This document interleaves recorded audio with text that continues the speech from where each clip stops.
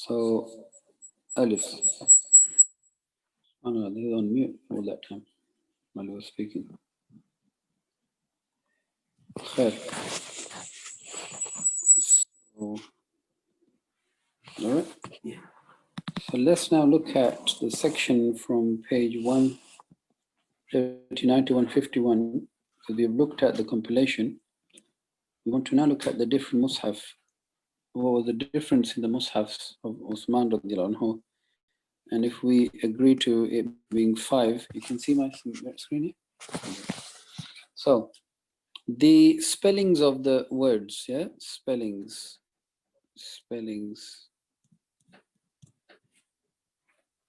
So the first section or the first aspect of that is Alif was taken away, yeah, Alif. So they give the example, Rahman. Rahman can be spelled like that, yeah. But instead of spelling it like that, it was kept as a Rahman like this. So the Alif has been taken away. Okay. So that's one aspect of the Uthmanic script. All of them. Huh? All of them. Yes. Yeah. Overall, you look at all overall. Yeah. The spellings of the word, yes. All of them, because we will see later on that there is ijma, consensus of the Sahaba, that this spellings of Uthmanic script, this is it. You can't change it. Yeah. Certain silent letters were added.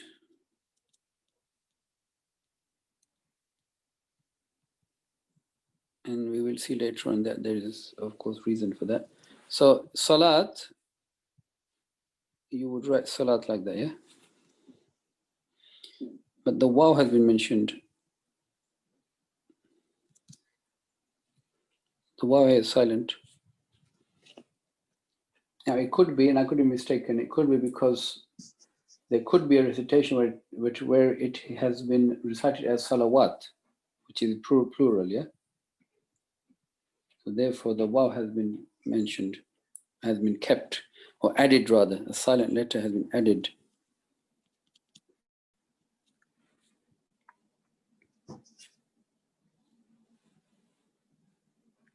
Particular words were merged. Merged particular words. And the example given is min and ma to become mimma.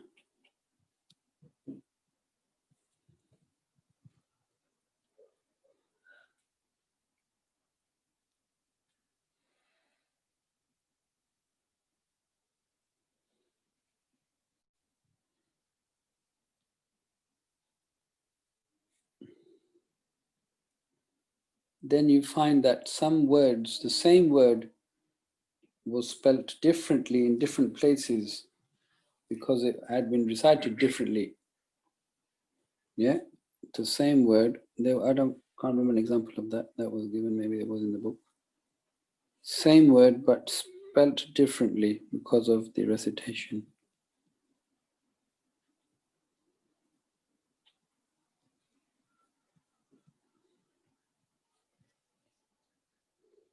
In different places in the Quran.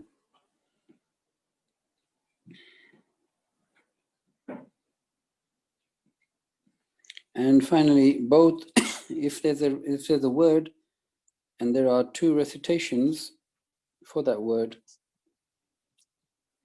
then the spelling, so we're talking about how the word has been spelt. The spelling is such that both are preserved, yeah? So the classic example is Malik or Malik.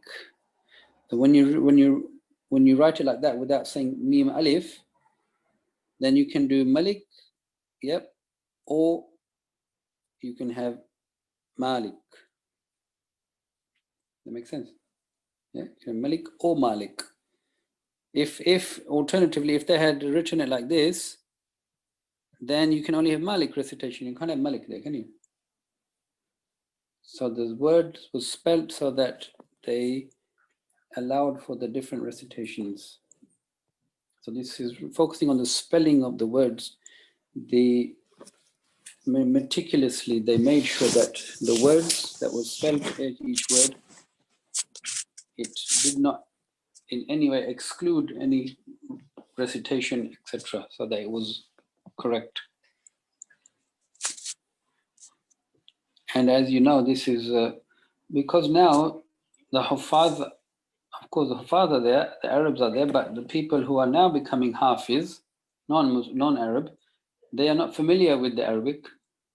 Yeah, they will become the teachers of the next people, so they have to have the right tajweed, the right pronunciation, the right spelling, the right qira'at, everything. So this has to be then introduced.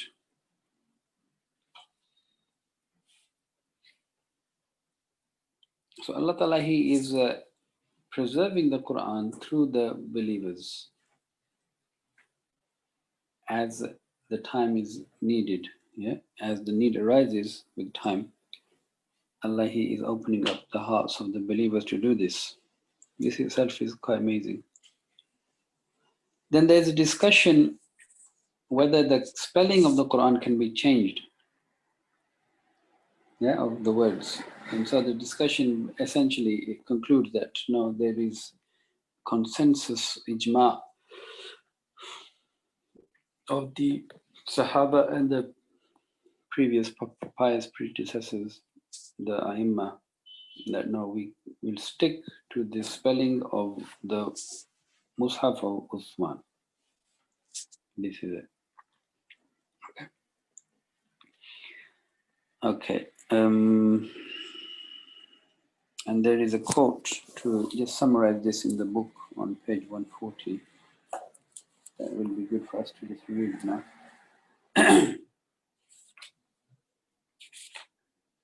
So on page 140, near the bottom of the page, Imam al-Bayhaqi, who passed away 458 after Hijri, he said, whoever writes the Mus'haf must preserve its letters and not change anything of what the earlier generations wrote. For they were more knowledgeable than us and had purer hearts and tongues and were more trustworthy. Therefore, we should never presume ourselves to be greater than them. And this is quoted by Al-Zarqani in his first volume, his book, page 380. So one really important thing here is that not only were they more knowledgeable, he's saying they had purer hearts and tongues and trustworthy. This shows that how much importance was paid to not just knowledge, but character. The deen is not just about knowledge. It's about the heart, and then they're saying the tongue and trustworthiness. So he has summarized that there very nicely for us. Okay, so that's the regarding the spellings of the words of the Mus'haf of Uthman, the Quran. The next section then starts to look at the script of the Mus'haf. Script meaning the font, if you like, the font. So the Mus'haf of Uthman radiallahu anhu, it was originally written in the old Kufi script. Old Kufi script. Now in this book you will find near the end of the book, you find the different scripts. So plate number 1 here, I don't know if you can see it. Yeah, plate number 1 here in the book. So this is, it's saying this is one of the oldest manuscripts written in 2nd century of Hijrah. And it doesn't say if it is Kufi or not, but anyway, we'll talk about that in a minute. Without any tashkil. Tashkil are vowels, yeah? Tashkil, no vowels, no fatha, no kasra, no dhamma. And without any dots. Like ba has a dot underneath, noon has on top, ta has 2 on top, ya has 2 underneath. These are called nuqat, nuqta, dot. So this script was without any dots, without any tashkil. So they give a good example here of,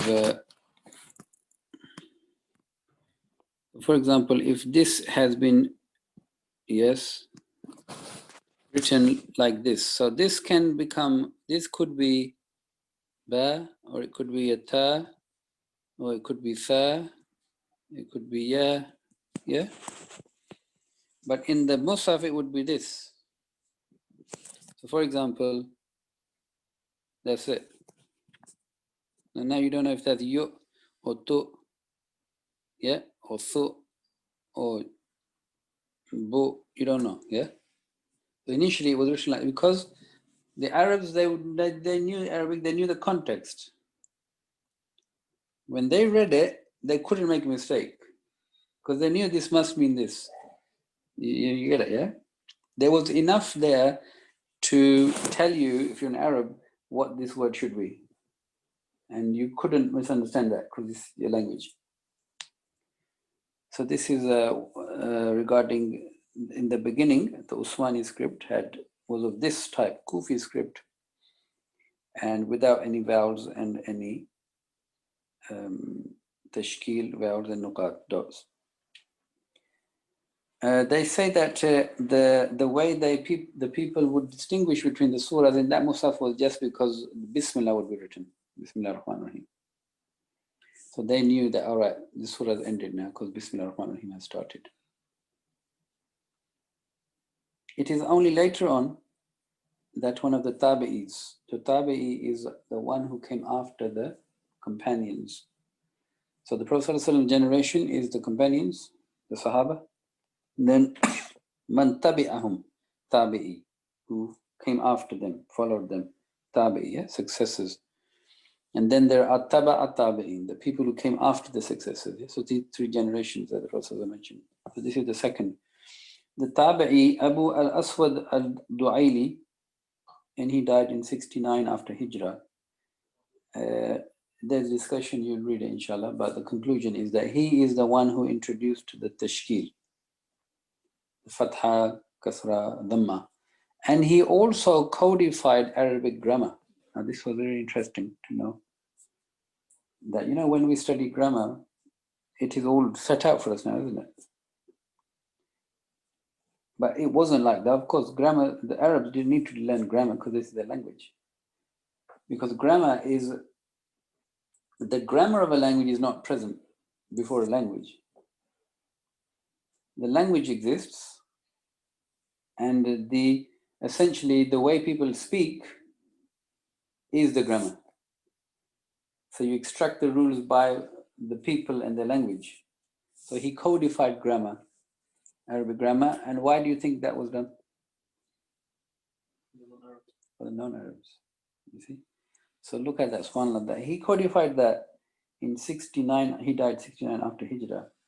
So now it is over 1400 years, nearly. Yeah? He'll get reward for everybody who studied Arabic.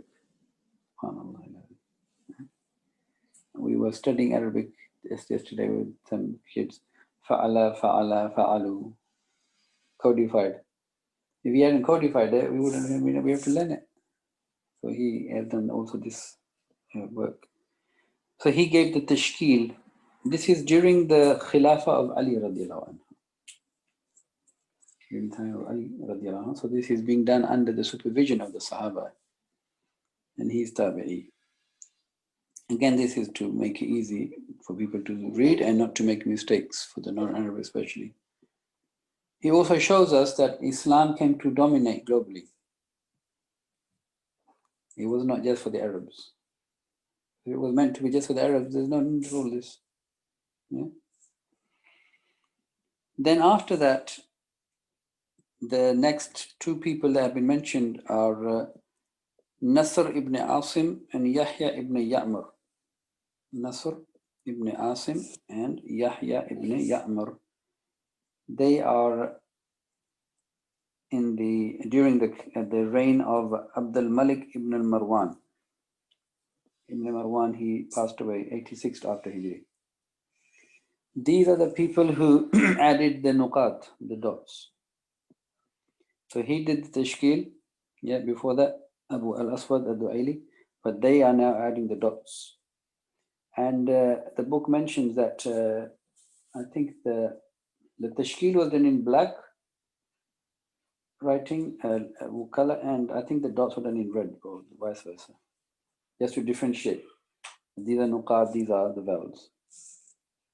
It's basically aiding people who are not Arab. So these are the two main developments, yeah? So we go from, if you look in the book, I don't know if you have access to the book. You have access to the book? You go to the pages, appendix 399, you find that it is absolutely without any tashkil, without any nuqat. Yeah. And then if you go to the next page, you see that this is a slightly different script. You can see the font has changed. And then plate 3, you start seeing the nuqat.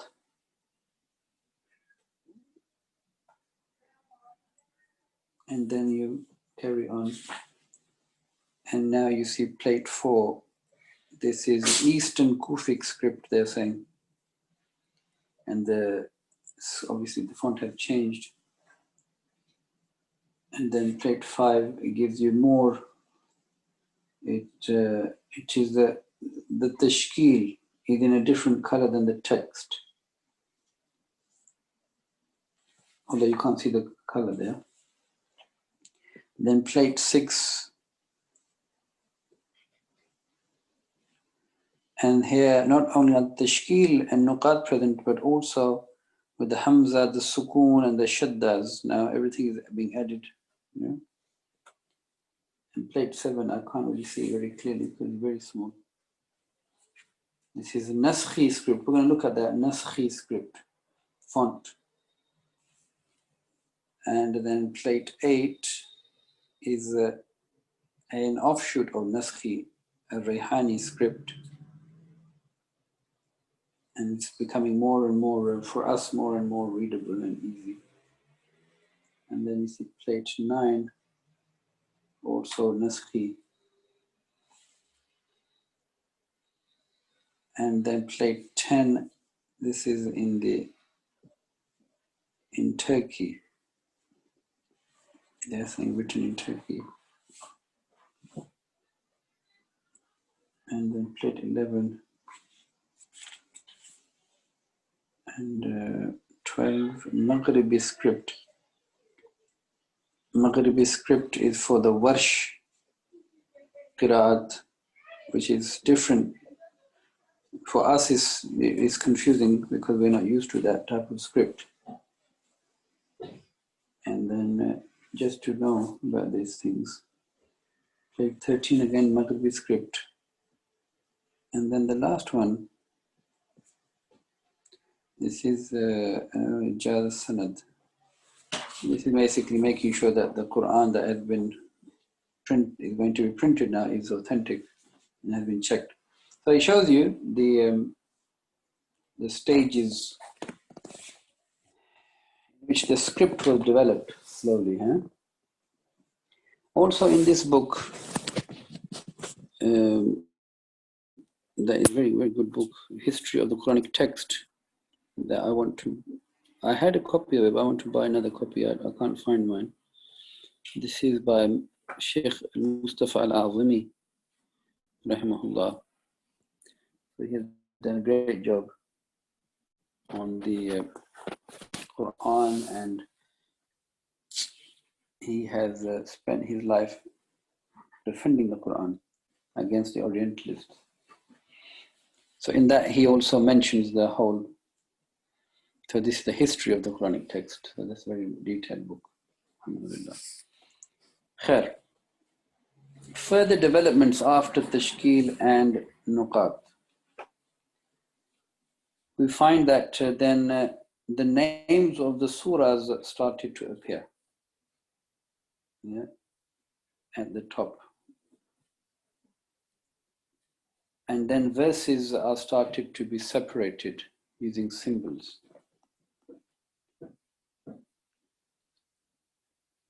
after 5 ayat in the margins, khams is written, that 5 ayat have finished. After 10 ayat, ashr is written in the margins. This khams then is abbreviated with kha later on. Ashr is abbreviated with ayn later on. So you can imagine now, the original script completely without any vowels, without any nuqat, dots, but now the dots and the nuqat and the tashkil, and now you're starting to see at top surah name, division for surah, ayat, and then 5 ayat, kha, ayn, 10. You see, you can visualize this hopefully, slowly. Initially it was written on parchment, but then when paper was available readily, then written on paper. And then he mentioned some history about Umayyad Khalifa al-Walid ibn Abdul Malik. This is the 6th Umayyad Khalifa. He reigned from 86 to 96 after Hijri. And he commissioned the calligrapher to write in Kufi script calligraphy, the Quran. Then we have the Naskhi script, 3rd century Naskhi script, which is basically a font, type of font. And then Nastariq in the 7th century, which is another font. Nastariq is quite famous. So this is some of the development that happens after that. Okay. There's a section on the Quran in print in here, 145, that mentions that some people, I think the first one was printed by a Jew, I think. It had many mistakes in it. But then the first,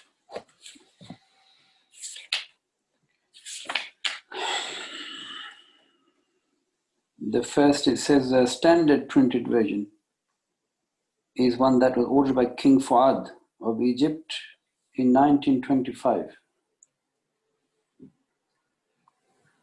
by a committee of scholars of Al-Azhar. Then it talks about the different prints. We will look at that later on, the Maghribi script, the Farsi script, Naskhi we mentioned. And then we know that Saudi now have, they print the Quran extensively. Yeah? King Fahd complex, he had mentioned that in Medina. And there's a warning then, he gives a warning based on the hadith of the Prophet that the time will come when nothing will be left of the Quran except for its rasm, meaning it's written but it's not acted upon. And do not decorate your mushaf and your masajid, because we will become very superficial. Everything needs to look good, feel good. Masajid need to be very nice and elaborate. I don't know if you've been to this masjid in Abu Zaid, Ibn Zaid in Abu Dhabi, I think it is. Abu Dhabi. Have you been there? You've seen pictures? Yeah. So it looks very odd. I went there many years ago, and it was just newly constructed, and it was so much beautification, floral display. I mean, they had, I don't know what they had done. They had printed or they had etched something, all floral everywhere. It didn't feel like a masjid. There's no spirituality, you know? Dead. Huge masjid, huge, but nothing, no ruh in it, because it's all about how elaborate can we make it, how wow-we and awesome and tourist attraction can we make it. Masajid. But the masajid should not be over extravagant. It should be comfortable. That doesn't mean it should be shabby and ISO. It should be nice. Like many massages you go to, you can feel it's nice, neat, clean. You feel good, eh? You feel I can pray here, nice, but not to over exaggerate. And similarly with the Quran Musaf, he's talking about this briefly, that too much elaboration on how it looks pretty and colorful, and this is also a warning in the hadith. But this is where we are right now. This is what happened. We see if we look around. So, khair. Then there is a mention of the number of Uthmani Mushafs. I mentioned already today that although we mentioned seven, but the book is saying that most authentic opinion is 5. Uthman, he made 5 copies, 1 to Makkah, 1 to Medina, 1 to Kufa, 1 to Basra, and 1 to Sham. They were sent. These were the original, and then from there, other copies. And then it's mentioned in. Do we have Quran project here? Okay. We look up online. We look up online now. Quran project index is very useful. Quran project.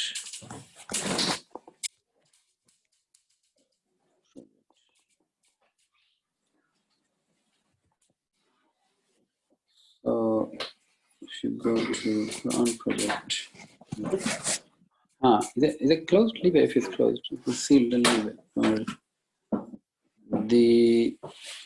There's so much here. Where do I go? Here we are. Preservation of the Quran. They mentioned it.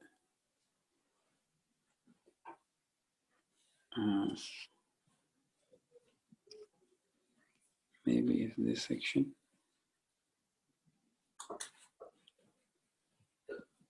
Okay, I don't know. Maybe there's something wrong here. But anyway, and in that diagram that I mentioned to you last time, is it on my? Did I have it here? Quran thing. What was it called, Abdullah? Last time you found it. The history of the Quran. Was it history of the Quran? History. This one. Oh no, this is the. This is history of Bani Israel. It was similar timeline. Remember the compilation of the Quran, history of the compilation of the Quran in English. This one that you sent me then, but you didn't upload it. Upload it on the website. Yeah. And I can't remember what I wrote on that, but I took it from the Quran project. Copies that we have today. Yeah. So in the book, I think there's more in the Quran project, but in the book, it mentions Topkapi Palace. What is it? Can you think it? Airdrop it. Oh, you can't airdrop it. Can you? Location of the original of manuscript of Tashkent, Uzbekistan, Central Asia. Yeah. And serial copy in Topkapi Museum, Istanbul. Yes, that's mentioned here. Anywhere else? Darul Kutub As-Sultaniya in Egypt. And in British? Further copies from these originals, Library of Congress, Washington, London Museum, and Chester. So this is essentially saying that we have still got copies of the originals of Osmani script. And there is mention, I'm not sure whether it is in Topkapi or the other one, the Usman, his own script. And he was reciting, which ayah he was reciting? When he was Shaheed.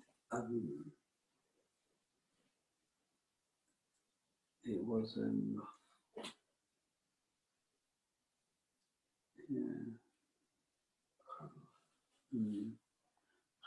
then his blood was spilt on the Mus'haf, and it is still there.